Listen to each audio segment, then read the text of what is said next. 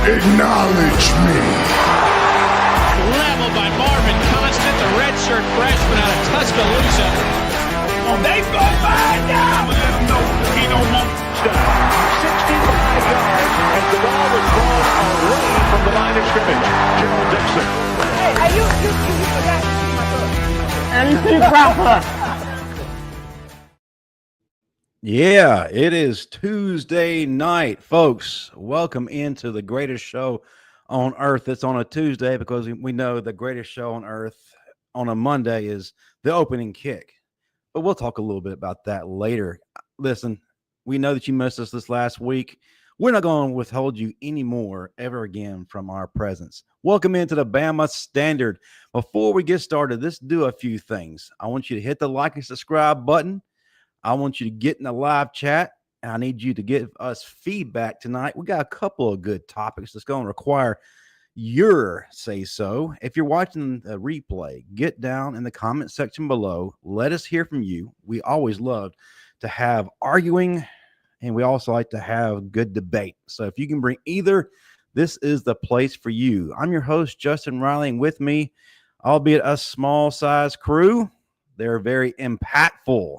We got the all-SEC defensive back from the University of Alabama who went on to be a star for Bills Mafia on the field and as a scout. He was the first GM of college football.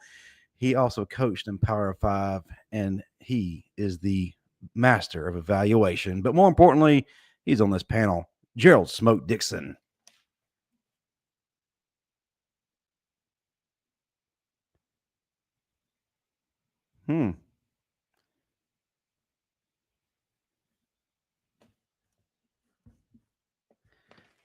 Seems like we got some audio issues here.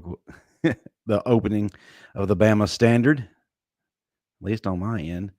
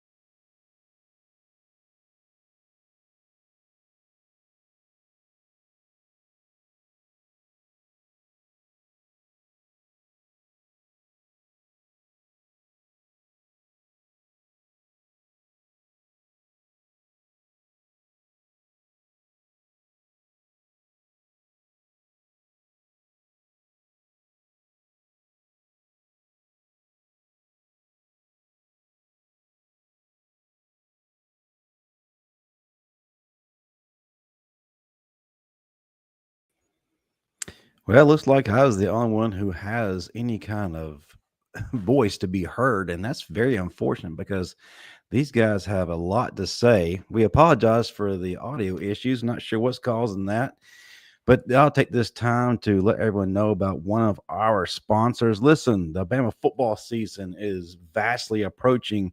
We are 74 days away from kickoff in Tallahassee.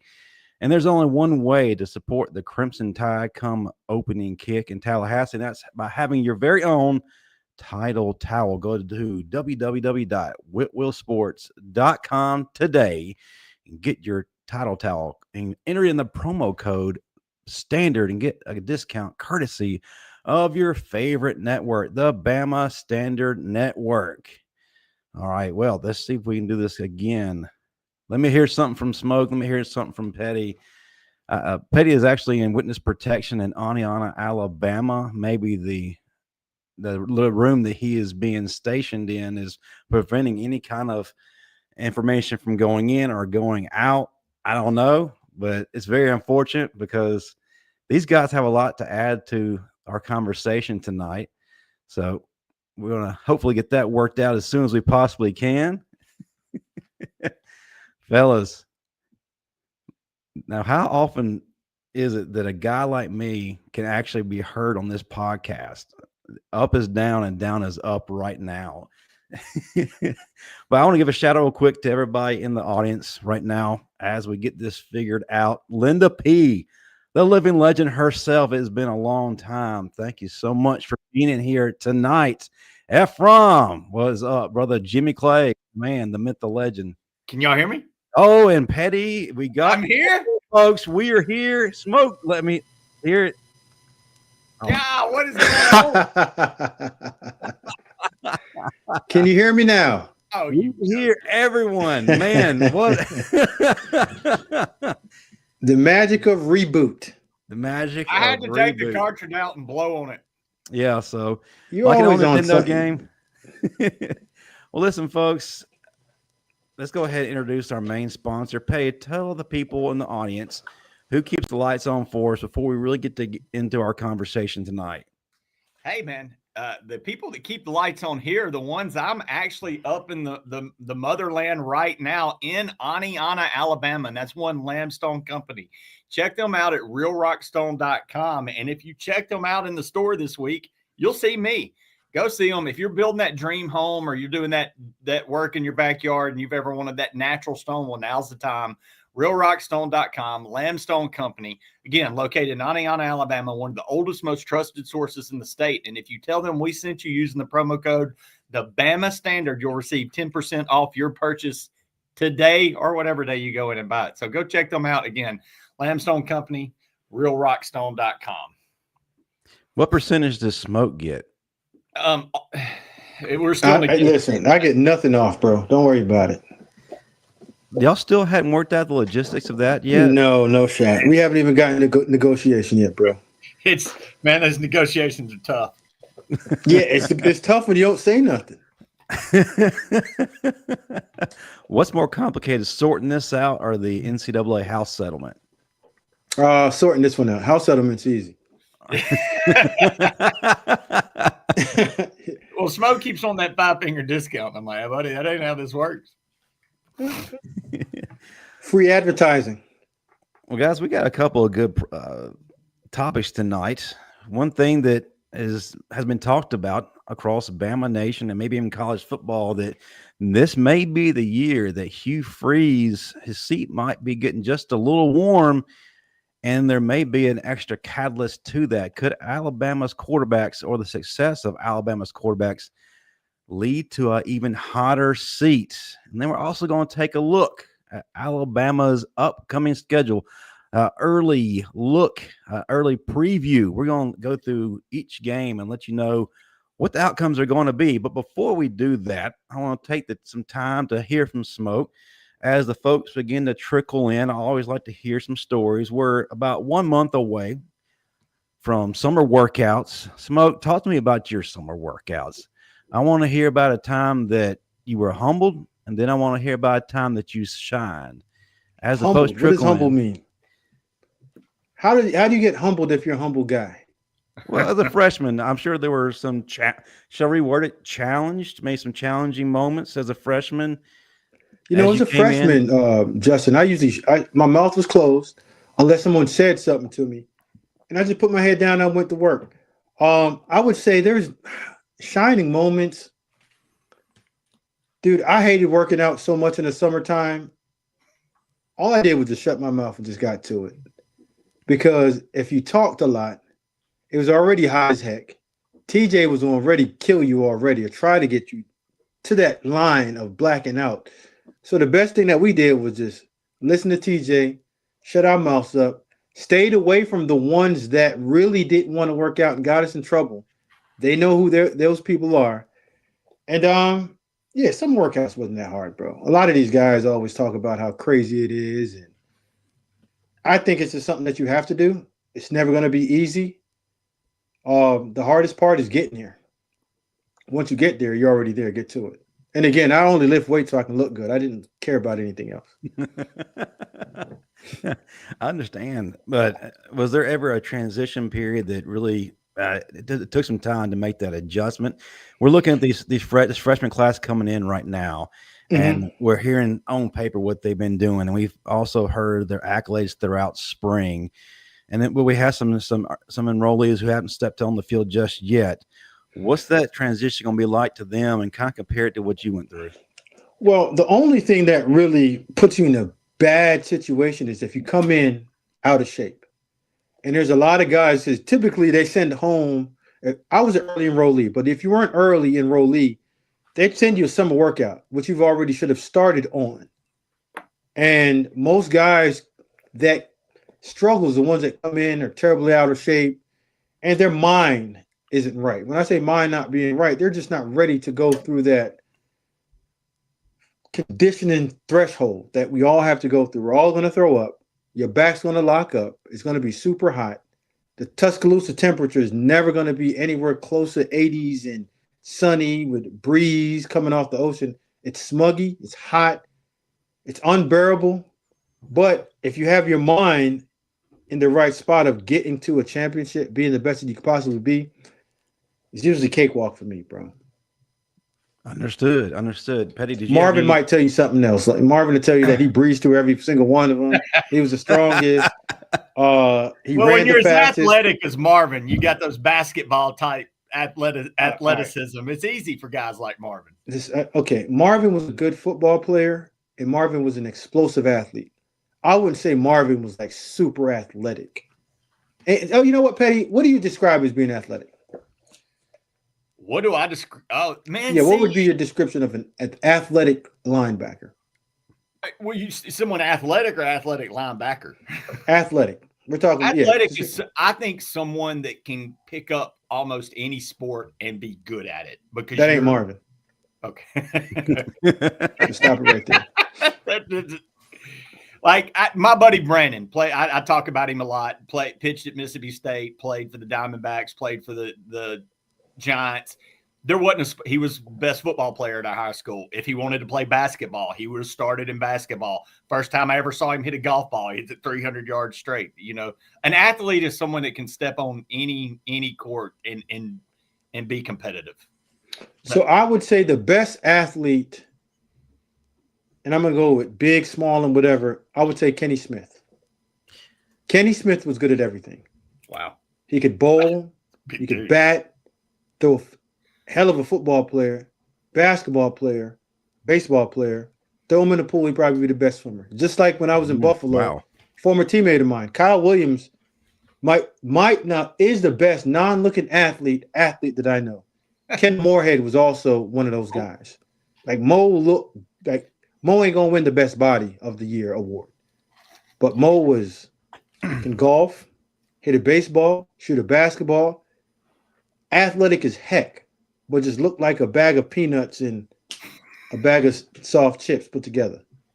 I find it interesting that Salim Rashid didn't come out into the conversation. No. One of the first names. A guy that he showed up on the field, man, he's absolutely chiseled. He has the look, but my gosh, the ability, I jumped through the roof. And you can't dribble a basketball, though. You can't dribble. I've never seen Salim attempt to dribble. You're naming linebackers, and you talk about Marvin. Linebackers, maybe they're a different breed of that. They're built caged animals to play that, to be linebackers, but that's what they do. No, there's good athletes, and there's guys that just are linebackers. Salim and Marvin are good linebackers. Salim was straight line, could run, could jump, but he wasn't graceful enough to pick up a basketball and shoot it. Like he wasn't graceful enough to hit a baseball. Both of those guys probably throw their whole shoulders out trying to figure out how to hit a baseball. Try to get Marvin on the golf course, and I'll tell you exactly what it's going to look like. Actually, we're going to see that on July 11th, isn't that right, Pettey? At the K7 Foundation, the celebrity golf tournament to benefit ALS. So if you'd like to see Smoke's words go into action, feel free to come out to that. Fun for all. For sure. I'll tell you what, when we used to go back for A-Day weekend, there was always I won't call it a celebrity because I don't think none of us were celebrities. We're just ball players. We would have the alumni game, basketball game over at Central High School, I believe. And you would see the guys that could hoop would come back. I ain't never seen Marvin show up for that game. Wouldn't do it. Salim wouldn't do it. Go out there and give those guys 15, 20 points. Sean Draper. Yeah. Was a good athlete, could hoop. Antonio Carter, Deuce can hoop. I would argue that basketball is the most athletic, and I think that's why you see so many coaches like Nick Saban that go watch these guys play basketball to see what their footwork, what kind of ability they've got on the hardwood. Oh, let me see who else could hoop. DG's a pretty good athlete. DG can hoop. Darius Gilbert. Mm-hmm. Dante Ellington can hoop. Let me see which one of the big guys can hoop. Antoine Odom could hoop. A lot of those big guys, man, are sneaky good on the basketball court. They grew up doing it, and they got some low post moves, so they'll learn Anthony a move Bryant. It's almost unstoppable. Big Bear could hoop. Yeah, and had handles too. It's crazy because he could dribble. squat. He could squat 700 plus. Could dunk. Could dribble. Had handles. Who does that? Yeah. Of course. Yeah, baby. I wish he had a little bit more bite in him, though. That was always my pissed off point. I wish he would just be an angry machine that just slap people all the time. But he's a good person, though. You might get a chance to be an anger machine with some of the topics. Nah, he's tonight. a good person. He's a good dude. I'm referring to the topics tonight. You might get a chance to do a little bit of that tonight, depending on how you feel about some of these topics and how the audience reacts. But before we jump in, got a quick question from Kenny Heathcock. Smoke, when are you going back to watch practice? I'm going to do my best, Kenny, to get back down there in the summertime doing one of those fall practices just to kind of check out where our guys are post-spring. Because a lot of the guys, especially in the secondary, Jackson wasn't out there in the springtime because he was hurt. Sab wasn't out there. Keon wasn't out there. Who else was missing that day? The tight ends weren't there. Ryan Williams had shut it down early. So I want to go back and just see the progress for all those guys to see how they're getting tuned up for that opener against Florida State. And we'll get the chance to talk a little bit about the Seminoles here shortly. One more question, and then we'll jump right into our first topic. Mike G. Hey, Smoke, you're popular tonight. Will Milroe ever be a starter in the NFL? Absolutely. Maybe second or third year. I think he has all the skill sets to do it. Having Sam Darnold as his mentor, an older guy to teach him how to play, sit down a year. But I do believe he's going to have his chance. I don't know if it's going to be his rookie year, but going to second, third year, I think he'll have an opportunity to be a solid NFL starting quarterback. Jalen Hurts-esque. All right, good stuff. And I know what you're going to say, Mike G. That means he's going to win a Super Bowl? No. That means he's going to be a solid starting quarterback. At best, his best years, he probably try to finish in the top 10 category in terms of NFL starters. And you always say coaching matters. How do you feel that the coaching style or the coaching acumen right now fits his ability to ascend to the NFL or with the Seahawks? The reason why I say coaching matters, and I think people take that out of context in terms of me saying that a coach is the reason why a player fails or has success. I say coaching matters because coaches should understand the skill set of the player. Right. And put the player in the best situation to have success. And whatever they're struggling with or at should help that player overcome his weakness. With the player also being able to take what the coach says and apply it to their game. So I always talk about coach and players almost like a patient and a doctor. I don't care how good of a doctor you are. If the patient's not taking prescribed medicine, don't matter how good the medicine is, they're never going to get healthy enough to survive. So it's a patient-doctor relationship. Great analogy. I love that.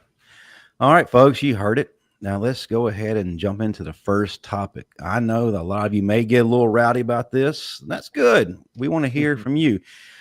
This is the Bama Standard, but occasionally we need to talk about that school down the road, and that's the Auburn Tigers. And I'm not here to fire shots at the Tigers or to talk trash. We're just talking about possible realities.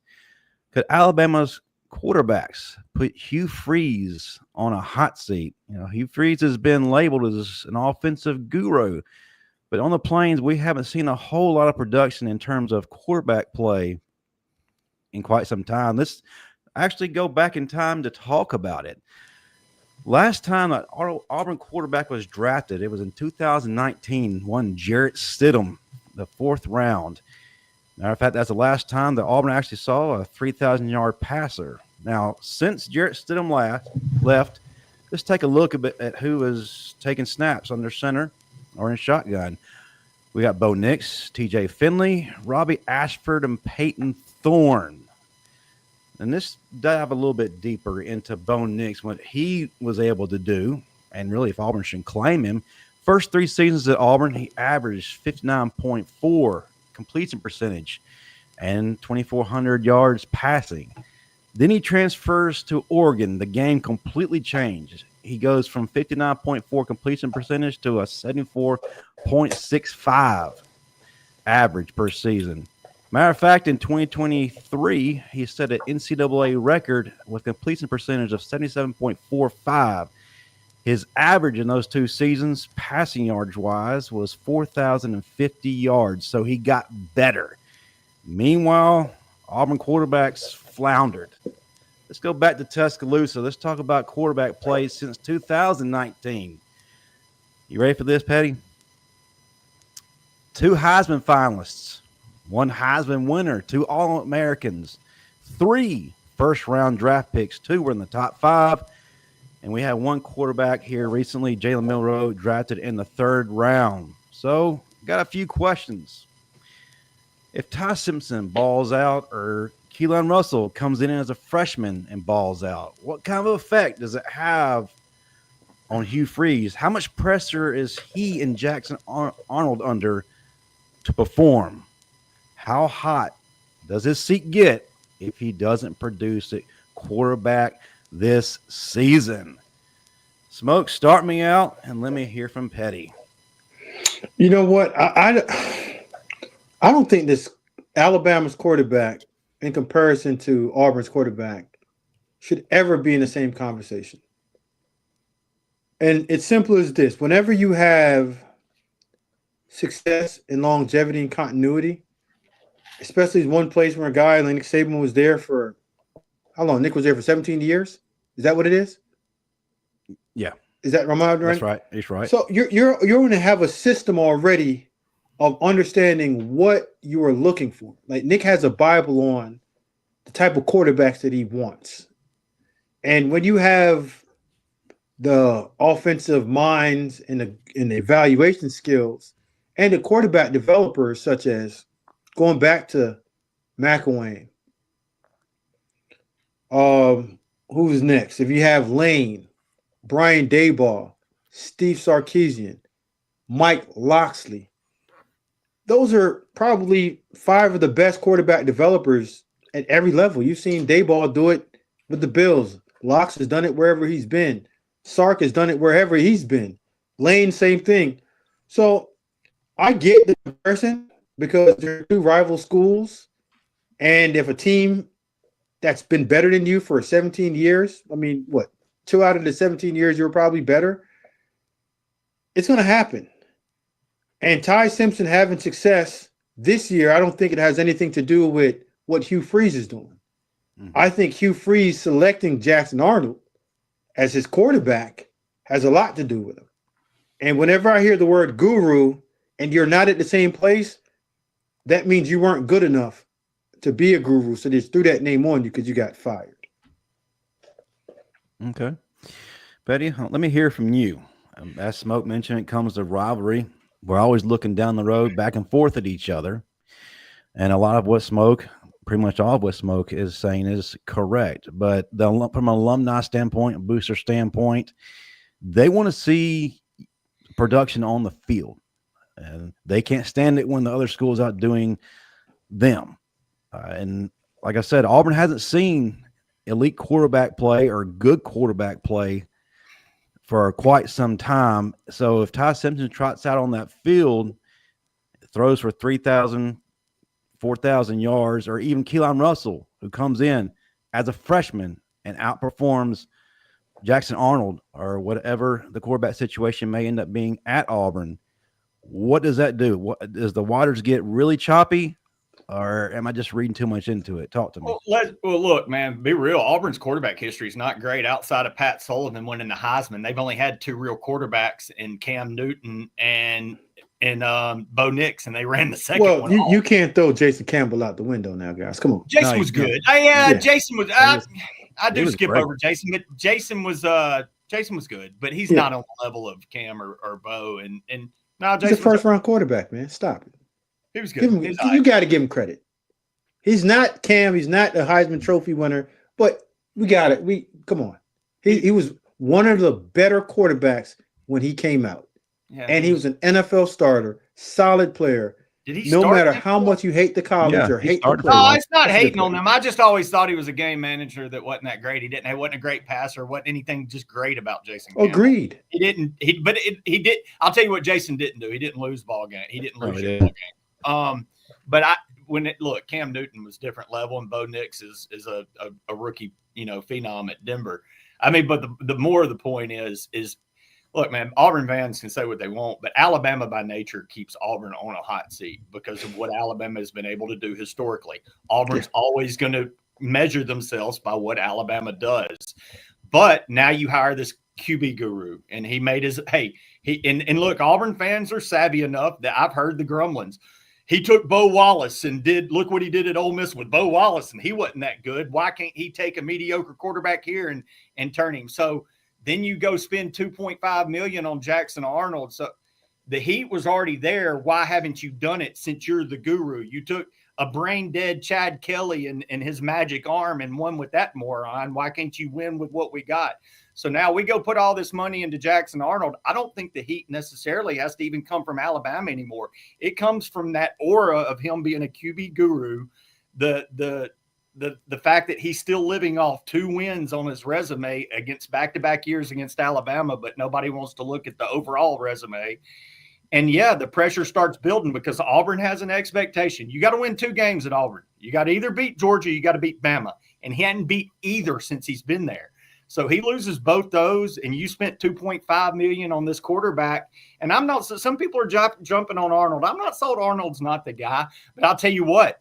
This is the year maker. This will make or break Hugh because Arnold's a former 5-star product. If you can't, as a QB guru, turn this kid into the magic, and I give Arnold a pass last year. He dropped his top 4 wide receivers got hurt, and you're playing in the SEC as a freshman. I'm going to give the kid a little bit of a pass. So, but now you're with the QB guru at Auburn. You've got wide receivers in Cam Coleman, the transfer from Singleton, the transfer from Georgia. Eric Singleton. If this doesn't work, the heat coming from the plains is going to be more from the dead Indian burial ground smoke that comes out from under that stadium. Is that what it is? Oh, hell yeah. That's a dead Indian burial ground under that thing. And about the 3rd quarter, they start doing stuff. But what you're not on the Jumbotron, but what you don't see is the seance to bring those dead Indian spirits out to do whatever the hell they do in that stadium. Native people. My bad. Native American. I'm sorry. Natives. Yeah. You know what? They might have loved me because I've never lost in that stadium. So no bad juju for me. That is true. Even as an underdog, you showed up. But even going back and when we talk about the first question you asked, Bo Nix, the issue with college football and decision makers in itself is that we get so worried about what the other school is doing that we don't run our own race. Right. It's sad that one school is always in comparison to the other. And listen, I'm a proud Alabama alum. And I was just talking to Ronnie Brown maybe a month or so ago when we did a segment on the 24/7 network, the Ultimate College Football Show. He, myself, and Damian Harris, we were talking, but it's never been, if you look at it, it's never been a true rivalry. It's an in-state battle, right? That Bama fans and Auburn fans go at it head to head, but outside of it, like Bama's dominated record-wise. player-wise, it's been the same. Now, it's arguable who has the best two players, but over a period of the history of it, I mean, Bama's whooped him up. So the fact that anyone wants to say this is the year that this coach is under pressure, if they win 7 or 8 games, you got to keep him around to build. Because if you get rid of him this year, you're going to have to start all over again. And the difference of starting over now than 10 years ago is that everybody's going to go in your backyard and on your roster and raid your roster. Mm-hmm. And you're not building through recruiting anymore. You got to build through NIL and the transfer portal, meaning whoever comes in there is starting all over again with a brand new roster. 50 or 60% of your roster is going to be gone. So as a fan of whatever school, getting rid of a coach that's an 8-game winner with the opportunity to get to 10 or whatever the year after, you got to see it through. Let them build instead of quickly getting rid of them and getting back to the point of that's what happened to Bo Nix. Like they were so quick. Oh, every fan was, oh, Bo is terrible. And all he did was go out to Oregon with Kenny Dillingham, great quarterback coach, whisperer of understanding what the quarterback needs. Built it. The offense was built for Bo Nix's skill set, and you saw Bo Nix just grow into the player that he is now. So the only thing I would say is I get pressure. Like every coach in America is under pressure.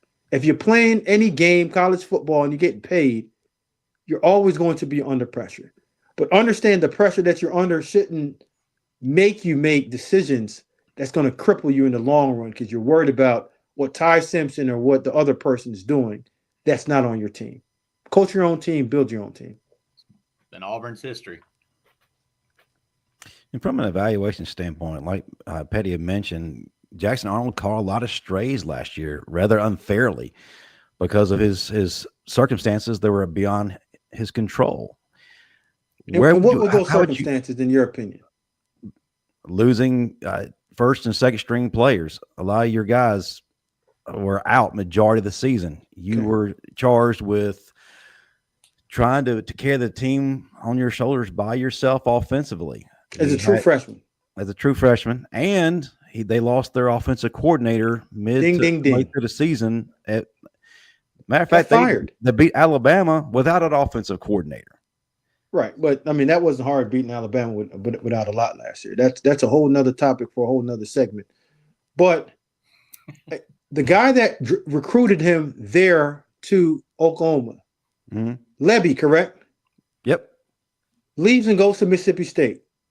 So the quarterback coach, offensive coordinator that was going to make sure that the offense was built around him and understood the offense in totality was gone.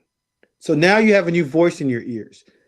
Your head coach is a defensive minded head coach, meaning he don't understand it. Your offensive line was injured, depleted with injuries. Your best 2 receivers out for the season. So there was no grace for this young guy. And then you're asked to win games, arguably the toughest conference, with one of the worst rosters on offense due to injuries, not because of skill set or personnel. And then you get judged by that, which again, a lot of people are going into these situations without understanding the full development of what it takes for a college athlete to be at their best.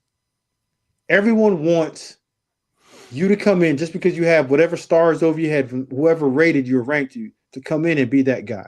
A lot of true freshmen aren't ready to play college football at a winning level. Yeah. Much less to be able to start. Like it takes time. The ones that understand that and gives grace and allow those players to develop and become who they truly can be are the ones that you see that stick around for a long time. Very rarely did Nick Saban ever put a freshman quarterback out there. As brilliant as Tua Tagovailoa was in college, Tua just didn't get shut out there. As brilliant as Jalen Hurts started as a true freshman, but what happened? It was dominated by the run first, and they asked him to do things that he could do and function within their offense. Heavy predicated on run, little bubble screens here, easy layup throws. Jalen, if you ever got in trouble, run. Defense was outstanding. Nothing was said, Jalen, you have to carry this team by yourself. Absolutely. Great topic, guys. Love what I heard from you. Audience, again, let's hear from you. If you're watching the replay, get in the comment section. Love to know your thoughts on that. Does Alabama's success at quarterback have any direct effect on Hugh Freeze this next season? All right, we got one more topic before we get to that. You know what, Justin? Can I ask you? Can I just bother you for 1 second? You don't never bother Smoke. Okay, so can I interrupt you rudely then? Sure. I see my good partner over there in the opening kick. Monday partner. He's my Tuesday. What do you got in that red Solo cup, my friend? Because you keep on putting it down and putting it up, putting it down and putting it up. I wish and I don't could tell me sweet tea. I wish I could say it was something exciting, but in my best Forrest Gump, it's just a Dr. Pepper.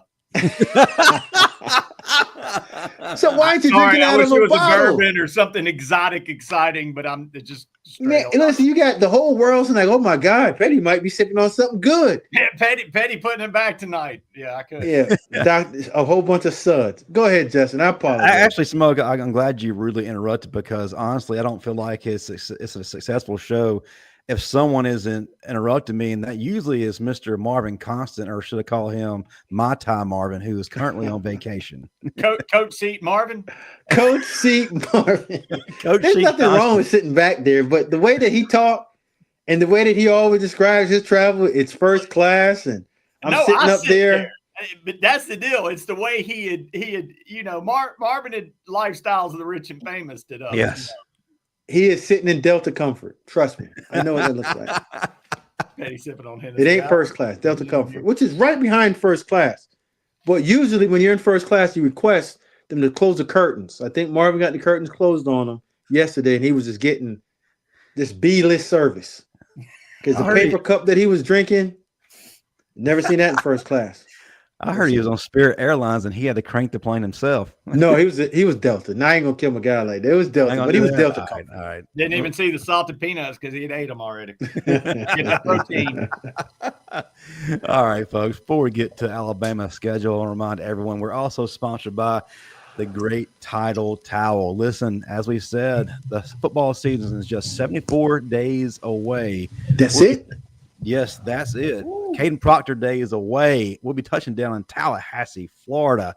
So go ahead right now. Go to www.whitwillsports.com. Get your title towel. Give the promo code Standard. You get your nice discount courtesy of Smoke Dixon and the Bama Standard Network. Pettey, what are you doing? Well, you said we're getting down to Tallahassee. I was getting ready. I was doing the chop. Can I not do the chop? No. I don't care what y'all say. If I ever get in Doak, I'm doing the chop. I don't give a hell if my team's on the other sideline or not. I grew up in the 90s watching that, thinking it was cool. And then Deion took it to the Braves. And look, man, the chop's cool. Hey, man, Charlie Ward isn't there anymore. Charlie, did Derek Brooks walking through that door? No. No. They got some players, though, but They got some players. They ain't them. Don Parker says Marvin Constant was using the soul plane. Definitely not Soul Glow because he ain't got no hair. He got hair. Marvin got a good. Marvin hair is. He ain't like me. Marvin got hair, man. Oh, he does. He's got a little. Thin. Yeah, Marvin's put together. He's just not an athlete. Marvin's great. Put together, great hair. He's just not an athlete. He's not an athlete. He's a good linebacker, not an athlete. He's not athletic. So much love. It's got to even out. Hey, as we always show you folks, if you're absent from a show, you're going to get it. No, if he was, I'll tell him in his face. Yeah, he will. Yeah, I tell him all the time. He's never been on my basketball team when we go over in the rec. He's usually on the side talking. Never seen him dribble a basketball. He probably dribble a basketball so daggone hard, he'll pop it. I've seen him shoot, and that backboard got shattered. Can't shoot. He can rebound and he can dunk. No handle, no touch. Nah, he don't even know how to play. So he's not Dikembe Mutombo reincarnate, right? No, yeah, he can play defense because he can move his feet and you understand. He's gonna foul you because he's not great. Like he's not a graceful player. He's just a big slug just running around, hitting everything. And if he grabs the ball and it's close to the rim, he's gonna dunk it. We're gonna get Riddle on with us at, by the way, Dothan, Buffalo Wild Wings, July 10th, 5 to 6. Dennis Riddle's going to be with us, and I'm going to ask him who is the best athlete to ever come from Central High School, mainly so we can make a clip and show it to Marvin. Hold on. So you're saying like the best basketball, football player? Just athlete. Well, I mean, man, one of the best that's not known is a guy named Antonio Bostic that played center field. It was also, man, he was a freak. Have you guys ever heard of Terry Jones Jr.? I sure have. Is TJ Jr. the best to come from C-High? He could have had a basketball scholarship. Have you ever seen Terry hoop? No, I know Terry. No, yeah, because I'm from the Tuscaloosa area. I remember Terry playing both ways. TJ can hoop. He was a hooper in high school when Central and Hillcrest used to go to war.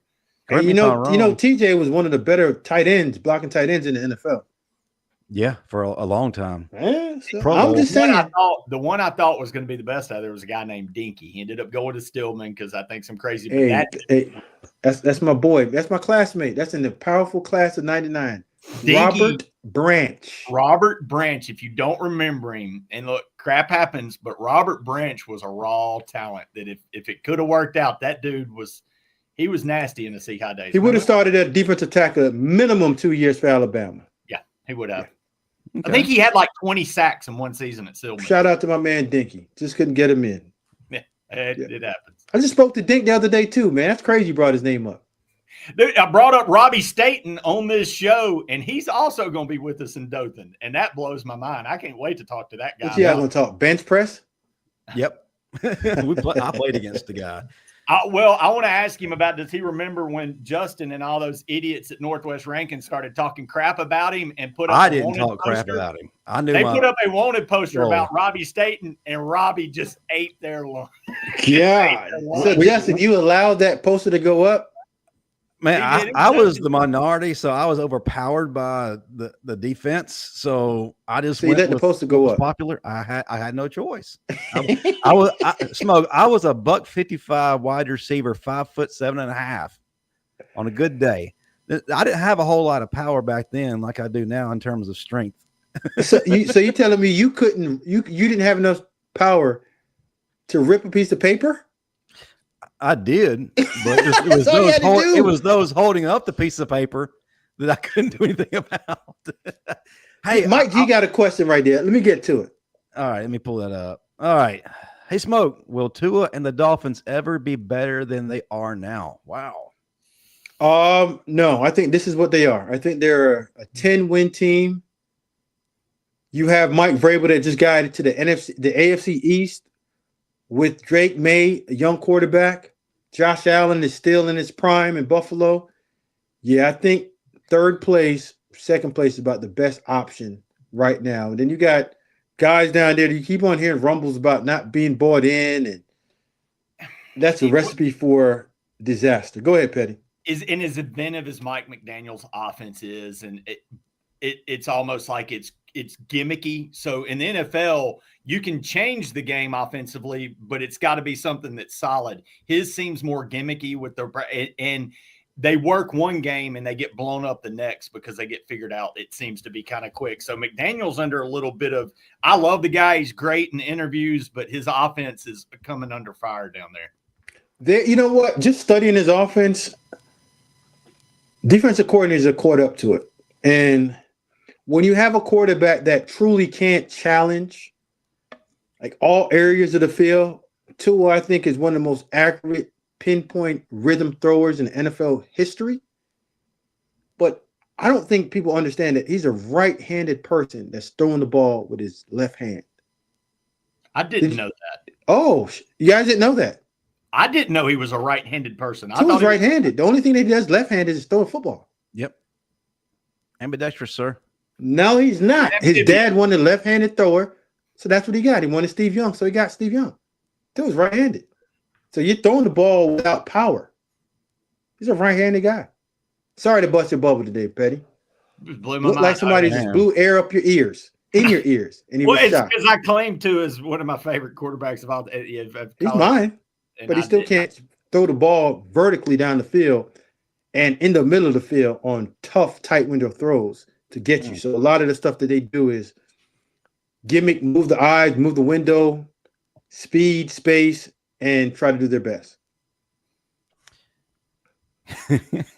Great stuff, guys. All right, now it's time to get to the main portion of our show. We're going to hear Smoke's unbridled truth. We're going to hear Pettey give his as well, but in a different way. Either way, the Alabama football schedule has been released, and we got 74 days. So what we're going to do now is we're going to go through this game by game and let you folks know what we think the outcomes are going to be of each one. You guys ready for this? So, Justin, you're not even going to weigh in? You just going to let me be out there? I'm going to weigh in. And you sit back and be like, I told you guys. I told you so. No. All right, cool. We'll get in it then. All right. Well, let's start off with the Seminoles that Pettey was apparently celebrating in the cut earlier. Secret fan. He's probably got Seminole boxes on right now, but that's okay. I don't want to know, and we're not going to find out. But either way, we're going to be facing a Florida State team that last year did not play up to Florida State standards by any stretch of imagination. They had a complete come apart, and the team quit believing. But also, they're a little bit bitter from 2 seasons ago when they were rejected by the playoff committee in favor of Alabama. So that's coming into the play is right now. But my question to you is, Smoke, Pettey, has Florida State improved enough in this offseason to be a test for Alabama? Honestly, I feel like they're going to make this game a lot closer than what a lot of fans think it will be. I think Alabama wins, but I think it's going to be by a margin of 10 or 12 points. I like Gus Malzahn. I think he's got a quarterback that fits his system, that fits his scheme in Castellanos. And a mobile quarterback does often provide problems for Alabama's defense. But I need to hear from you guys. How do you feel like the Tide is going to fare at 2:30 p.m. over there in Tallahassee, Florida? Smoke, start me in out, and then me hear from Pettey. Pettey, I'm going to leave you some meat on the bone, so I ain't going to crush all of it. So the first thing I'm going to talk about, and you alluded to this, Justin, was the transfer quarterback from Boston College, Thomas Castellanos. Mobile guy, better passer than people give him credit for. Absolutely. Transfer coming in, Deuce Robinson from USC, big physical receiver that jump ball, 50-50 contested balls. That's what he's good at. But they also, Pettey, went in the transfer portal, came up to Nashville, got Gunnar Henson to play left tackle for him. I'll let you address the right tackle because your right tackle came from the school that you secretly, you don't secretly love. You love in public. Yeah, it's pretty public. It's pretty public. And they've done enough on the offensive line to hold Bama at bay. And when you have a mobile guy and you address your tackle issue, I think they can make this game dirty. Mm-hmm. And as much credit as I want to give Bama that they've improved, I've seen them in person, it's the first game of the season. Mm-hmm. And I know a lot of rust is going to be there. Rhythm's not going to be there because they're just out to shoot. But I would say I got Bama in a close one. Touchdown late, they'll pull it away. Okay. Before I start off, know this about Bama's schedule. Vegas right now has the over-under for the win for the Crimson Tide this year set at 9.5. So they think Alabama's going to be, if they break even, nine at worst. But that Vegas believes in Alabama, and I kind of like that number too. The guy you were talking about, Smoke, this is one I truly was sad to see leave, and it's not for all the, man, they took our good player. I loved Micah Pettis at Ole Miss because he was one of the funnier dudes I've ever watched play. If people don't remember, and I'm sure they don't, there was a game against Texas A&M where he's obviously that offensive lineman that gnaws and gnaws and gnaws to the point you lose your damn mind. Because if you can cause a guy in a island, meaning everybody can see you, to throw an uppercut to your manhood, knowing it's going to get him kicked out of the game, and then you just stand there and throw your arms up. He got an A&M star defensive end kicked out of the game, and it was beautiful. I would constantly see him pancake a guy and then sit on him. It was one of his marquee moves. So, yeah, Micah Pettis, big offensive lineman. I do think he was demanding too much money. But, look, no doubt Florida State went in. You go get Gus Malzahn, like you talked about. Not going to go much further into that. Malzahn as an offensive coordinator can be dangerous. Tommy Castellanos looked good at Boston College. You got the right makings. I just don't know, man. I think Norvell is a ticking time bomb at Florida State. The pressure of the last 2 years, you miss out on the playoffs and you explode, and then you just have the implosion of last year, coupled with the fact that I think this Alabama team is going to be dangerous this year. I think this is one of those statement type games where people kind of wrote off Bama a little bit last year, and maybe they might start overhyping them after this one. I think Bama comes out and kind of pops Florida State in this first game. Okay. Defensively, Pettey, do you think Bama has enough up front to keep Thomas Castellanos in the pocket and not allow him to extend plays to put Florida State in second and short, 3rd and 5, be able to escape and go get a first down and extend drives? That's where I think those dirty points and those hidden yards come from. Yeah, I do. And they could, and that's the way, and man, if you watched, God, what you're talking about is what Boston College did last year. If you watched any of their games, specifically the Missouri game, they did that. And it looked at times ugly and discombobulated, but then they would kind of get those clunky runs, and all of a sudden Castellanos is breaking free and making an ugly play. And that's where I know a lot of emphasis is being put on Keaton and LT Overton, but I think this is where we see Smith and Jefferson, who I think step up and have a huge year, keep that offense at bay. I don't know, but like you said, looking at the offensive line, I'll be honest, I didn't know Pettis was down there. And I know you got your other boy that they've retooled it, but I don't know. Pettis is a hold and a liability. There's a reason Ole Miss didn't spend all the money to keep him. You don't let offensive tackles go if they're that good, or if they're that valuable. You find the money. Again, the kid's got talent out of this world, but he's also. That's a long way of saying no. I like Bama, man. I'm high on them. I know we're going probably way too far into the Florida State game, but that's a big one. We got Lyman Road next. I like Bama a lot out of the gate here. We've lost his audio. You're muted. You're unmuted. He's just muted. Tony White coming over from Nebraska. Mm-hmm. I thought he did a good job there last year. Throw some funky stuff at you, a 3-3-5 scheme that could confuse a lot of movement. I don't think this one goes as clean as we think. Okay. But I do have Bama coming through with a W. And look, going on the road, Florida State's going to be a nasty atmosphere. I could see where it gets mucky. It wouldn't. If they're hanging around late, that's when it's going to be a problem for Alabama. And if they put them away early, then we have nothing to worry about. But if they hang around long enough, the confidence is building. They're saying we can hang with these guys.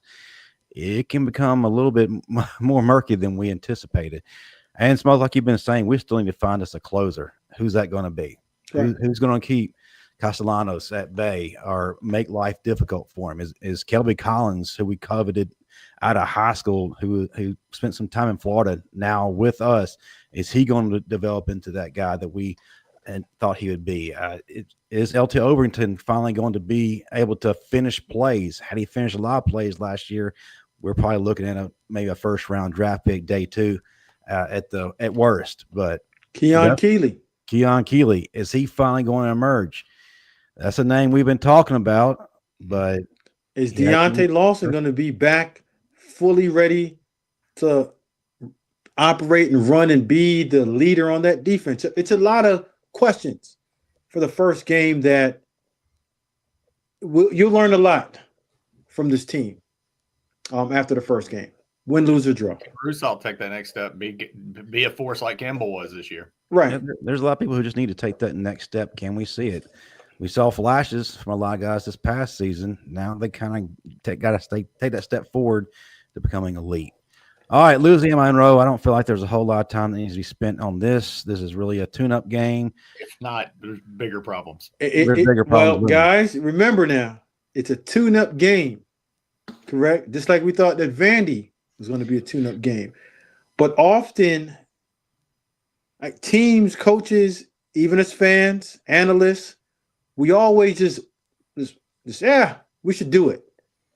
If this was Nick Saban and somebody that I knew that would have their team ready and prepared to play Louisiana Monroe like Louisiana Monroe is LSU, then I would say they would walk through and chop these guys up. It's still a lot to learn from this team. If they could do it mentally, if they have the desire to go out there every single week and be the big bad Bama, are they going to beat Florida State by, say, 20? They come back at the Louisiana Monroe and have a South Florida game. Yeah. So to say. All right. We went to see them this past season, and we handled them quite easily. Wisconsin is coming to town. Not the ideal time, 11 a.m., the old Jefferson Pilot time slot. It's going to be hot, fellas, and I don't think the Badgers are quite used to that kind of heat or humidity. I honestly don't feel like Alabama is going to have a problem, but I feel like the Alabama will come away with a W here. My only concern is there any look ahead as Georgia will be on the schedule 2 weeks after we play the Badgers? Well, and that's where, again, we'll start learning more about, is this a truly 10-win team? Because a 10-win team against Luke Fickell, Billy Edwards should be the starting quarterback for Wisconsin. I'm really familiar with Billy. We spent time together at University of Maryland before he transferred in the offseason to Wisconsin. I believe Wisconsin wants to get back to playing the Wisconsin brand of football, of lining up, being able to run the ball physically downhill, play good defense. They got rid of their OC, new OC that's in. But I could see Bama tuning these guys up. I would say they would give them a 14-point win by Bama. Those guys coming down south. I think Bama rolls on this one. Smoke, I got a question for you, man. This is Shoot for it. the fans out there, and this is a common term you hear, look-ahead game that Justin just threw out. And it's a term because you've seen it. You've seen teams stumble ahead of big games. As a player, how much is that a factor? Is there times where you're practicing during the week and you've got Vanderbilt on the schedule in a year where Vanderbilt's not very good, but they can be nasty, but next week you got Tennessee? Is that a real factor where you guys, the coach has to, is that a real factor? Could you do Absolutely. It's a real factor, right? Mm-hmm. But this is where your head coach and the coaches are the ones that make sure that you're not looking ahead. Mm-hmm. And it's an old thing that if you talk to Nick Saban, old players, Nick made Louisiana Monroe's week the toughest and made you think that at any point, if we don't go out here and play our best, they can beat us. So it's a mindset that you have your players understand that we can't look ahead. We're not good enough. Even if you're the best team on earth, we're not good enough. Because the second that we believe and start reading our own clippings, that's when we allow that factor of complacency to come in. And once you allow complacency to get in, it's hard. So yes, naturally the human mind thinks ahead. But that's where coaches, leadership, and true understanding that it's one game, one play at a time. We can't look past this. Matter of fact, we can't look past this practice because we don't know what tomorrow's going to look like. Mm-hmm. All right, the game we were just talking about, Georgia. Yeah, it comes as no surprise. Alabama has owned the Bulldogs over the last decade with a few hiccups here and there, but Alabama has controlled the series.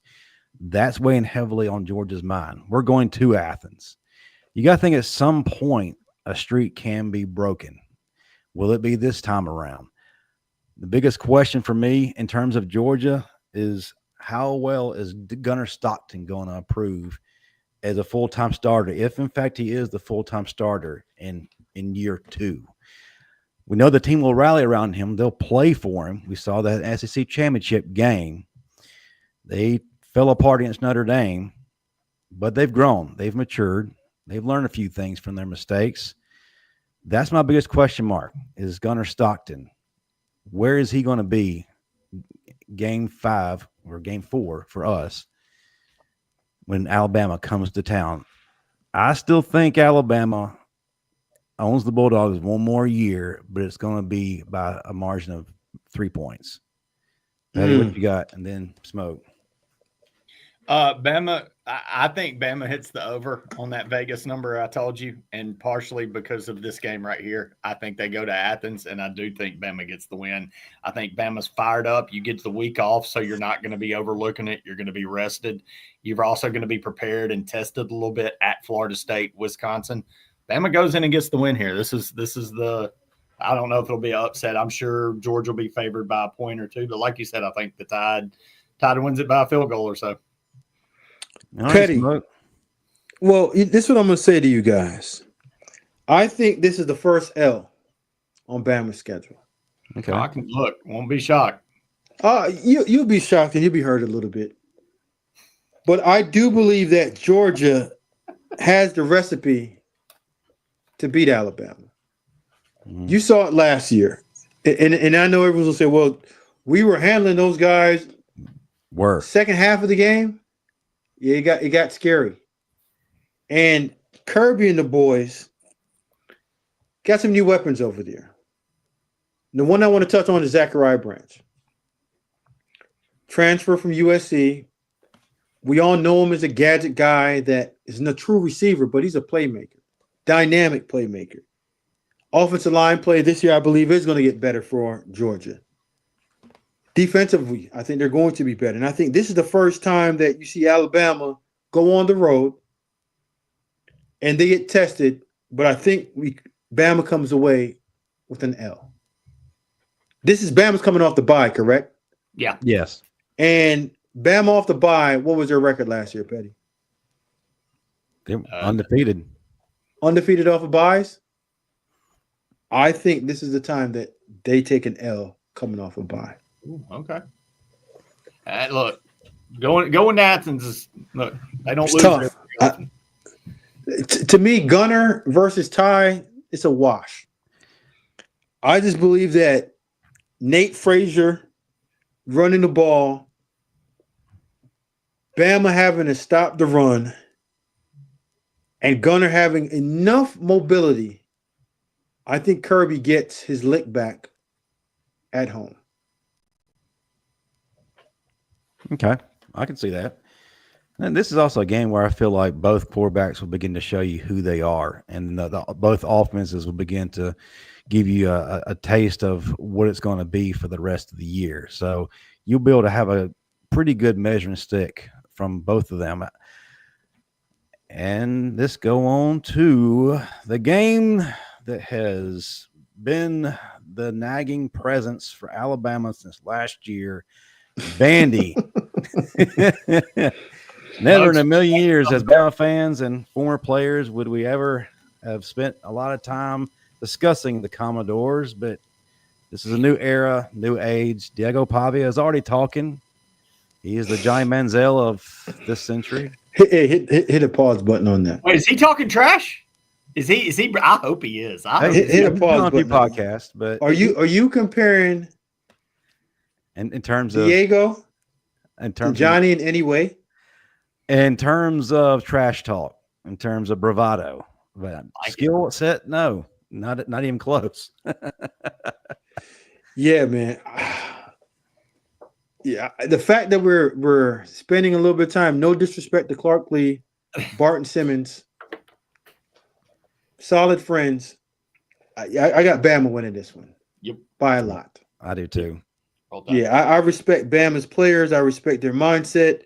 Last year, Coach DeBoer was this is his filler, and he's feeling his way through the SEC. I think he has enough to understand that this is the week in, the week out, and coming off of a loss from Georgia, I think they're focused, ready, and that's when they start their run. So you think that a loss to Georgia keeps this from being another USF situation? No, I think they're motivated either way, but just coming off that loss, and I think it's going to be a tough one from Georgia. But for me, losing the game teaches you a lot, especially game number 4. You're 3-1. Now you start getting to the meat of your schedule and start figuring out what works for you, what doesn't work for you, who we can count on, who we can't count on. And I think the Georgia game is going to tell you one way or the other to how they proceed the season from here. And I think they go on and start rolling from the Georgia game on, and Vandy's just in the way. I got them beating Vandy. Okay. Pettey, you share the same sentiment? I do. Yeah, look, there's a once in a 40 team in the SEC on your schedule. That was their once in 40. They'll get us again in 40 years. Okay. Yeah. Moving on, we're at Missouri, heading to Columbia. I don't see this as being much of a contest. Like Smoke said, Alabama's really going to start picking up steam, really rolling. This will not be a close game by any stretch of the imagination. I have Bama winning and winning easily. Pettey? This is where I say not so fast, and I'm gonna put a sandwich. I know we're just talking about one game, but this is where games I think can have a domino effect. I think Drinkowitz is one of the low-key better coaches in college football. If people aren't paying attention, the guy knows X's and O's. You're coming off a stretch. You go to Georgia, you get Vandy at home, but then this is the look ahead. You got Tennessee team. Revenge on the road coming, and then a South Carolina team that could be at that time if things haven't gone bad, getting a lot of hype. Bama's not going undefeated. If they do, hell, congratulations. We'll all pop the champagne. We'll do the 72 thing. This Missouri game is the one that if they win it, I don't think they go in and blow it out. I think this is one that they look up and like, holy shit, we're in a game in the fourth quarter. And this is one where you find yourself as a team, find a way to win, go into Tennessee the next week, and then things get dicey in South Carolina. I think this Missouri game could cost Alabama the South Carolina game. And I'm sorry to do three at a time, I know, but I feel like this is a butterfly effect game. Talking about look ahead, we have predict ahead here from Pettey. Yeah, Petty's looking ahead. Come on back. Pettey Adamas, man. Call what it. Stay locked in, Pettey. Stay locked in. One game at a time. I know, Coach Saban. My bad. I got it on my back. Yeah, Saban ain't around anymore. He's gone. We're talking about Keelon. You Bama fans, you gotta get rid of that guy. I don't look at it, and I look at it as an overall. So I got Bama rolling and beating Mizzou. I'm not the scary guy, Bo Perbila, quarterback transfer from Penn State. I think he's going to be solid. I like the way this Missouri team looks on paper. I respect the heck out of Drink.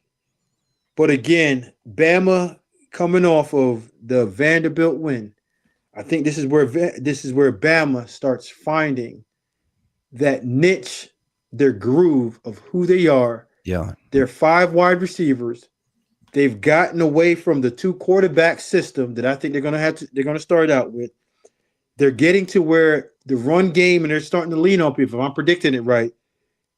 I'm still not a believer in their defense of moving guys around and having defensive linemen line up at linebacker and have a whole bunch of animal names for defensive players. But I think the secondary's in play. Marvin. They're playing good. Up front, they're blitzing enough because they have some guys on the back end that can cover. And they go into Missouri, and this is one of the dominant defensive performances of the year. All right. I love that. Okay. Yeah, you're only loving it because I'm agreeing with you. No, I'm the lone wolf in this deal. I think that's the skin of your teeth game where Alabama has to find a way to win. And we may have I've been wrong so many times, Pettey. I don't even know how to be right. Well, one man on this panel was not wrong when facing the Tennessee Volunteers on the 3rd Saturday in October. Matter of fact, Smoke Dixon was one of the main catalysts. The Alabama rolled and snapped a 6-game losing streak to the Volunteers. Yeah, we'll just say 1-game win streak. We won't even think about. We won't talk about the old news. We'll get to the good news. We won that night. Yes, you did. You ushered in a new era. So I'm going to say that Bama gets their lick back, and Tennessee is not as good as they were last year because losing one of your best players on offense. Yep. You don't have subtraction by addition in any means. If one of your best players leave, you are what you are, not as good as you were before. And I think this is where Bama goes in and does the same thing that Tennessee did to Bama last year.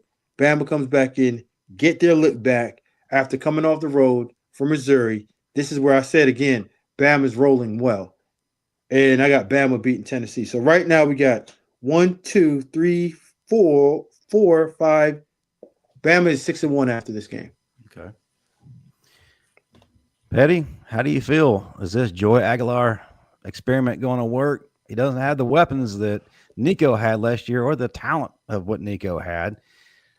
So how do you see this playing out? I feel like Alabama wins. It wins big, and we're smoking the cigars at the end. Where do you stand? Yeah, man, look, my boy that just can't stand that ugly orange, that thinks they're low down, they're dirty, they some snitches. He's going to be celebrating at the end of this one. I think Alabama is 1, 2, 3, 4, 5, 6, 7-0 after Tennessee. Alabama Crimson Tide. 7-0. I've got Bama 7-0 right now, man. Way to be honest, Pettey. I like it. I love it. Want more of it. I drank some Kool-Aid while doing this, possibly, but yeah, I've got it written down. I've got my final right here, and yes, okay. Bama 7-0 after that third Saturday. Man, they can't lose to anybody. I got you. No, it's setting up. The dominoes are falling, baby. All right, you're drinking. Dominoes are falling. Now, here's a game against the South Carolina Gamecocks. We're going to Columbia. We're at night. One of the craziest atmospheres in college football. If you don't know about it, go find out. We got Sandstorm going crazy. Honestly, where we are in the schedule at this point in the year, we're riding high. We're undefeated. We're beaten. We're broken. We're bruised a little bit. I hate to say it, Tide fans. Alabama loses on the road to South Carolina. Has a big day, but it's about what you learn from a loss that matters. And I think this is going to be one of those teachable moments where Alabama gets reset and goes forward in a great way. But we'll get to that later. Alabama, for me, is going to fall on the road to the South Carolina Gamecocks. Go ahead, Pettey. You got you always have something interesting to say about your best friend Shane Beamer. So go ahead, love him up. Beamer, and look, I wasn't. You were down on him last year. I wasn't as down on him, but this is where I do. I wasn't down on him. I just told you the truth. I don't think Beamer is a coach that can win with expectations. This is where I think he kind of gets bit in the ass. But this is a nasty spot for Alabama. You're coming off what I think is going to be a tough win at Missouri, an emotional beatdown of your rival at Tennessee, and then you go on the road and like Smoke was making that noise, and man, it gets loud. And if it's a night game, it can get dicey. I think this is where Alabama takes their L. I think South Carolina is that weird team that just grabs Bama at times, plays them close, plays them tight, Garciaism, whatever. They, the Bama, so got to take it. I think this is where the L comes. So this is where Dylan Stewart versus Caden Proctor. Ooh. Matchup is every college, every NFL GM is going to be there posted up watching this matchup. Mm-hmm. Nick Harbor versus the Bama secondary is going to be in full blast. And this is where Bama goes again and gets one on the road, and Shane Beamer loses it again. I don't think South Carolina has enough up front on the offensive line side to handle what Bama has on their defensive line side. Running back, we don't know who's running the ball for them yet. They're still up in the air trying to see if Rasul Faison is going to be able to get that eligibility back. So they don't know. Their quarterback is dynamite, Heisman Trophy hopeful. This would be a Heisman moment type of game for him if he does come through and play well. And he's going to play well because he's a good football player.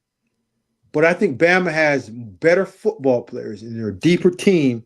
And then when you get into the back third of your season, I think this is where the guys up front and the battle of depth comes in. And I think Bama has bigger, stronger guys up front on both sides. And they have enough playmakers on the outside to go ahead and go into Columbia, South Carolina, I've never done it myself personally and get a W. And now, Pettey, I know you know how to count. What are they? 7-1. You got them 7-1. We're even. There you go. We're all 7-1 right now, Justin. We didn't get there the same way, but we're getting there. We're getting there. We're getting there. We're getting there. Okay, well, here's the one that separates the man from the boys, and it always is this game that really determines the path of either team the rest of the season. Alabama welcomes their former Western Division rival, and usually with a lot on the line, LSU. Big question here. Can big game Brian Kelly finally win the big game? There's no question. They've got offense coming. Got Garrett Nussmeier, who arguably is probably the best quarterback in the country. Wide receiver, Aaron Anderson. They got Barry and Brown from Kentucky and Chris Hilton Jr. There's no question. They could put an offense on the field. The big question mark is defense. Can he finally figure that formula out and have a balanced team and be good on both sides of the ball when everything is going to be on the line? Sorry, Brian Kelly. You still can't win the big one. Bama wins at home by 2 touchdowns. Go ahead, Pettey. I know you've been waiting on this one. Bum, bum, bum, bum. Yeah, I can't add much more to Justin there. The offense has got a chance to be dynamic. Nussmeier, like Justin said, is one of the best in the country. Didn't even add the transfer from Oklahoma, Nick Anderson. So he's got wide receivers galore. You know, you lost 5. They got both Anderson boys, Aaron and Nick Anderson. The Anderson brothers. And my one question, man, you're replacing all 5 offensive linemen. If you looked at that NFL draft, all 5 of those dudes, including the offensive tackle that went in the first round or in the NFL. Will Campbell. Will Campbell. Will Campbell. That's replacing 5 dudes. That's a tough task regardless. Even like LSU produces offensive linemen. But I think this is the year that the seat gets too hot for Kelly, and this is probably one of the final nails in the Kelly coffin. Good. All right, so you guys want to talk offense. I'm going to go on the other side and talk defense. New defensive line coach, Kyle Williams. Shout out to Kyle. Jack Pyron, transfer from Florida. Patrick Payton, transfer from Florida State. Both guys that can get after the quarterback. Linebackers, Whit Weeks, Harold Perkins Jr. They gonna figure out what to do with Perkins this year? That's what I was about to ask, because you forget he's there. We'll know by game number 8. I'm sorry, game number 9, what they're gonna do by that time. And they got some guys in the secondary, you know, Mansour Delaney, transfer from Virginia Tech. They did really good on paper in the transfer portal. They didn't address the offensive line like I believe they should, but they got some young guys there that can play. My issue is going into – are we in November yet? Is that game in November? Yeah, November 8th, yes. November 8th. That's when real football played. Can LSU have the guys up front? And are they going to be a cohesive group at that point to figure out how to go to Tuscaloosa and beat a Bama team that is pushing for the playoffs? And right now, we have them wherever their record is. They should be top 5, top 6. And that should be one of the better games. And I'm going to say no. I think Bama comes out with a W because I don't think LSU does not have enough up front, enough dirty players, enough nasty guys to figure this out, because this is not going to be a 45-20 win. I think this is going to be in the 30s, 1 touchdown. Someone's going to have to figure out late how to get to the quarterback, and the quarterback's going to have to figure out how to make 1 or 2 plays. Mm-hmm. We've seen Nussmeier be able to do that. Ty Simpson is going to either be growing to be the player that Bama believes and the rest of us believes he can be, or they're going to have to lean on the run game with the guys up front. But I know that LSU can get to the quarterback. Don't know if they have enough beef, girth inside to hold up against Bama, with Bama wanting to establish the line of scrimmage in that game. Very well said. Let's move on. Another lick back game, potentially. Oklahoma comes to town. Alabama has revenge on their minds. The thing that's in Bama's corner is they've got guys who are bought in this game. They have we think. So we think. So but from the conversation we've had with players who are currently on the team, once we've had on the show numerous times, I believe the buy-in is real. And I believe that this game is circled by Alabama. The only thing is you're not playing a beat-up team like last year with second and third string, even some fourth-string guys. You're not dealing with Jackson Arnold, who was playing out of his mind. You're going to be playing against another quarterback who is one of the best quarterbacks in the country, a guy that Smoke has raved about, and that's John Mateer from Washington State. This guy is the real deal and could cause a lot of problems for Alabama. Our secondary is good, and this is a game we're going to be tested. I think Alabama gets their get back, but it's going to be a very close margin. Smoke. Ooh, yeah, I think Bama beats them. And I don't know if it's get back as I'm sorry for my old teammate Todd Bates, but John Mateer by himself, I don't know, and I believe he's not going to go in and beat Bama in Tuscaloosa by himself. I think Bama again is rolling. I think this one is going to be a blowout. I think John Mateer plays outside of his mind, but a better team, better players, Bama wins, and they keep this thing rolling. Pettey? Man, I tend to agree. This is one that it's going to look completely different than last year with just teams that look lost and Oklahoma won an ugly one. I think Oklahoma's going to be a lot better football team, but I also think Alabama's going to be a lot better football team. But at this point of the season, Oklahoma has one of the tougher schedules in college football. They'll be beat up. They are going to go through the ringer by this point. I question look, man, I know we're Alabama, yada, yada, so it comes off as – but going to Tuscaloosa is no joke, and going to Tuscaloosa that late in the season when you run the gauntlet, that's a tough damn test, man. I think Oklahoma's going to have a good team. I think a lot of people quietly think they might have one of the best defensive lines in college football. Oh, yeah. We're one of the better defensive line coaches, Todd Bates. Absolutely. And with the infusion of the offense and Mateer, what they think they can do, Oklahoma could be, there's a couple teams in the SEC that could surprise, and Oklahoma's on that list. But no, by this time of the year, I think the Tide gets them. I think and Pettey, you alluded to just being physically beat up. All right, so let's go from Game 7 on. They got Texas. Yeah. Speaking of Oklahoma. Rival. Then you're at South Carolina. Going to be tough. Then Ole Miss. Beat them last year. Then you're at Tennessee. You have a week off, but then you have Bama. But either way, that's a gauntlet that you have to go through to now go up against Bama. And the beautiful thing is they got an off week. Yeah. But an off week does not necessarily mean that you're going to be healthy when you get out of it. And look, you know this as well as anybody, Smoke. Going into an off week after 2 or 3 losses in a row, you got that bad taste in your mouth. Then you're dealing with that for an extra week. That's not always a good thing. At best, you can say they're 2-2. Yeah. At best, coming off of that 4-game heater. Yeah. But they could easily be over. Yeah. Very well. Easily be over and banged up.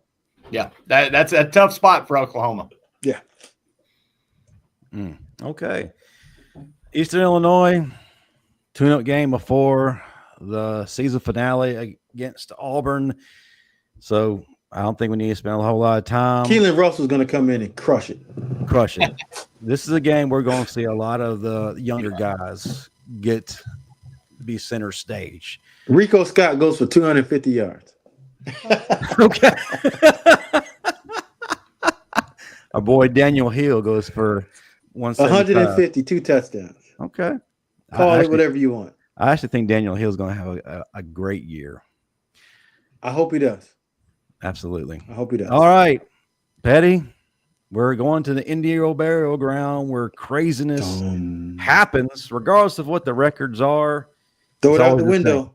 Throw it out the window. Voodoo is going on. Weirdness always happens, and it comes down to some kind of miraculous play to determine the outcome of the game. Alabama heads to Auburn for the Iron Bowl. And this we talked about Freeze earlier. This could be one of those games where he has to win to appease the Yellowwood bunch. How do we feel about Alabama going into Auburn? At this point, we have the Tide losing only one game, I believe. Yep. So either way, we get into the playoff. We might have the SEC championship appearance on the line. But either way, we got bragging rights. We got something to play for. Crazy situation. How do we feel about this one? Smoke, I'll let you start this one out.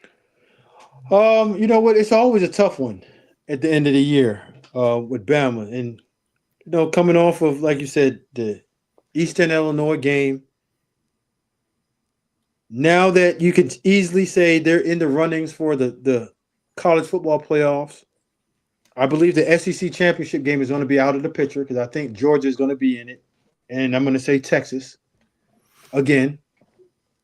So what does Bama have to play for? Pride. I think this is where you throw pride out the window, but I still believe that they take an L down the plains. And whatever you have to say about Hugh and his crew, Bama 10-2, but you're still in the playoffs. So you can win the game, whatever you want, but I think that Auburn finds a way to get a W. This seems to be right. Can't win all of them. And I think this is the letdown of now you get your mind right to get into the playoffs a week or so after. Okay. Pettey? Voodoo is strong. It is. But you know what's stronger? Science. Love it. And science says Alabama does not lose to the booger eaters from Lee County on Daniel Pettey's birthday. Ooh. My 30th birthday, 11/29. McElroy hits up church, slinging out of the backfield. Bama wins. We celebrate 30 in style. 35th birthday is going to be no different. Bama's going to go down to Auburn on 11/29. Don't do the math there, people. And look, Bama does not lose to Auburn on 11/29. It's science. So roll Tide, 11-1. So that's science, That's not science. myth. I got you. No, that's science. Scientific fact. Been backed up by decades of evidence. Of empirical evidence says. Empirical evidence says Pettey's birthday, Bama does not lose to the booger eaters. I'm going to go with it. You know what? Because of Pettey's science, you can't dispute science. I'm going to go with that.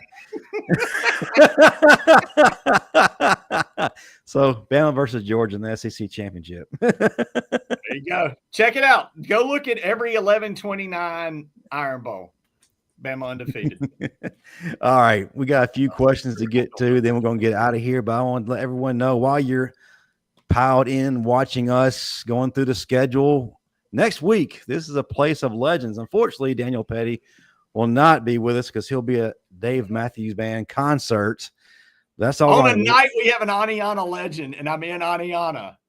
So if you're ready, this has been someone that fans have requested for a long time. Matter of fact, we had a top 5 Alabama's greatest tight ends debate, and he was left off, and people came out in droves defending his honor. Well, folks, next week we got an Alabama legend, Lamon Russell, coming to the stage. So everybody set Pettey. Make sure you have your seat reserved and get ready for a fantastic show. All right, now let's get to some audience questions. We got a few here in the chat. Let's see. All right, Edward Bishop, if Bama can't stop Florida State's quarterback, you think they're going to be able to stop Vandy's quarterback? Nope. Yeah. But I think they're going to stop Florida State's quarterback. So. Yeah. No one said they can't stop him. I said create issues. Come on, Edward. Open your ears up. Fan Edwards. Oh, hello. There we go. Oh, here, I'll take the – yeah, I'll have to say. Thank you. Okay. What Alabama's defense does to Auburn's offense will put Hugh Freeze on a hot seat for 2026 season? I don't know if that's a question or more so as a statement. That's a statement. That's a strong one. I don't know what they do to the. Again, I don't think Bama's defense is great. I don't think Auburn's offense is awesome. I just think it's one of those things that you just throw everything out the window, and whenever they play, it's a dirty fight. And every now and then, squirrel finds a nut. He does. All right. Let's go ahead and just go around the room. Just tell folks how they can find us on social media. You know what, Pettey? Since I'm not going to be on next week, I'm going to let you do the whole social media spiel. All right. Before I do, Don Parker asked me something. I'm going to answer that real quick. The Yankees. He asked me who my favorite Yankee was. Don Mattingly was my hero. I was left-handed. I wore 23 because of Don Mattingly, not because of Michael Jordan. After that, it's probably a toss-up between Paul O'Neill, Ricky Henderson, and Mariano Rivera, one of those three. But no Derek Jeter, huh? I love Jeter, but and look, Jeter's great. He's in my favorite Yankees, but I like the guys I just love. No, I mean, I like Jeter, but he wasn't. Mattingly's my guy, and I loved Henderson because he was there at that time. I love Dave Winfield because of, so no, Mattingly. Wanted to do that real quick, but Daniel Pettey, Pettey _ Daniel on the Twitters. X. I'm here every Monday night on the Bama Standard on the opening kick with my guy below, Smoke Dixon, always bringing the heat at 7 Central, 8 Eastern. And then I'm here with my guys, even though I'm catching grief that I won't be here next week with my guys on the Bama Standard. And then I'm usually on the final whistle at 8 o'clock Central, 9 Eastern. But tonight I will be on with my man Herb. They are previewing Ole Miss, and I guess they wanted me to just come full color. So I will be on. Don't Smoke, come in and chime in. We're previewing the Rebels. I will be previewing the Rebels with Herb on the Bama Standard here in about 25 minutes. So stay with us. I'll be there. That's going to cost you guys. It's going to cost you guys a pretty penny. And if you want, you can come take golfing lessons from me at the KJ7 ALS tournament in Dothan, Alabama. I know Justin's going to be promoting that and all the stars that we're going to have with us in the coming weeks. Yeah, so just a reminder, if you're going to be there, we're at Buffalo Wild Wings doing our thing. Pettey, me, Marvin Constant, Mr. Mountain Dew himself, Josh JT Tucker. We already got a couple of guests lined up, Antonio Langham and Dennis Riddle, and we will have more in talks with Jake Coker. So it's going to be a good time. It always is. So are you guys going to have free buffalo wings? Absolutely. Better. So all you can eat wings. All you can eat wings. All you can eat bottomless fries. All you can eat, not all you can eat. You should tell them at the Chinese buffet. It's all you can eat, not all you can eat. But it's all for Pettey, you're going to get yourself in trouble, man. Dude, that's where I live. Yes. Pettey's going to be canceled, and Smoke will have to find someone else to. No, I don't think he gets canceled. I'm going to let him back in, but he's going to get himself in trouble. Okay. All right. But yeah, come out and see us over there. Buffalo Wild Wings, July 10th, 5 p.m. Central in Dothan, Alabama. It'll be a great time. It's for a great cause. All proceeds they're raised those next 2 days will go directly to ALS. But folks, we've had a great show. Marvin will be back doing Marvin things next week. Maybe. Pettey will be at Dave Matthews. But we're still going to do our thing. Make sure y'all come to opening kick next Monday night, 7 p.m. Central, 8 p.m. Eastern. These folks love to debate. But until then, we're out. Roll Tide, everyone. Well,